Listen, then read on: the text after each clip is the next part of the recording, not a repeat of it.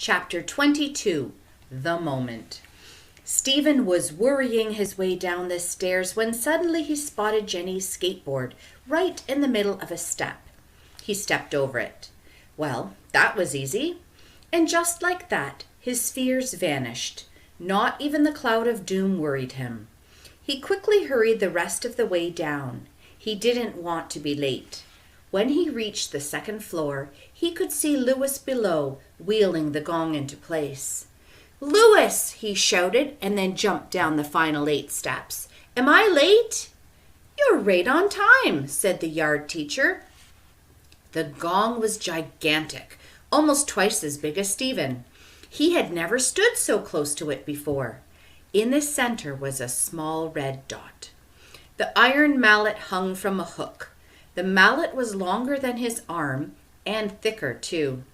"Have you been doing your push-downs?" Louis asked. Stephen nodded. "I'm almost up to 2, he said confidently.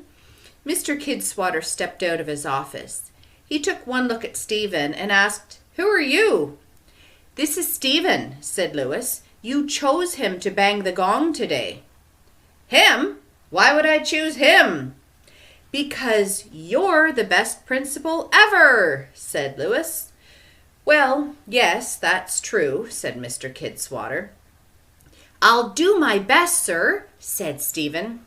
"That's what worries me," said the principal. Louis handed Stephen 2 cotton balls. As Stephen was stuffing them in his ears, Louis unhooked the mallet. He held it out to Stephen. Stephen wobbled as he took the mallet with both hands. Louis helped him raise it to his shoulder. Mr. Kidswatter checked his watch and then started the countdown. 10, 9, 8. He had to shout the numbers so Stephen could hear him through the cotton balls. 7, 6. Stephen tightened his grip on the handle. 5, 4. Stephen groaned loudly as he slowly raised the iron mallet up off his shoulder. It was a good thing he'd been doing all those push-downs. 3. Stephen staggered but maintained his balance. 2. He concentrated on the red dot. 1. He swung with all his might and missed. He didn't just miss the red dot. He missed the gong. Louis jumped out of the way as the weight of the mallet pulled Stephen around in a circle. The second time around, the mallet banged into the gong right on the dot. Gong, gong, gong. Despite the cotton balls, the sound echoed inside Stephen's skull and rattled his bones. Nan, nan, nan. It traveled up the stairs all the way to the 30th floor. Nang. "He did it!" shouted Mac. "Yay, Stephen!" yelled Jenny.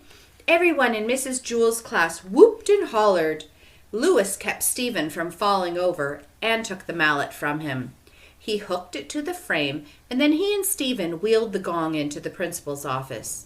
Mr. Kidswatter was already there, standing by the door. The principal held out his big hand and said, "Well done, Stephen." In the history of Wayside School, Stephen was the only kid to ever shake Mr. Kidswatter's hand. In the future, whenever Stephen feels worried or frustrated or just plain sad, his mind will take him back to the moment the mallet struck the gong. He will close his eyes and see the red dot. His hands will feel the weight of the iron mallet. He will hear the sound of the gong bouncing back and forth between his ears and will feel the vibrations in his bones. And he will smile.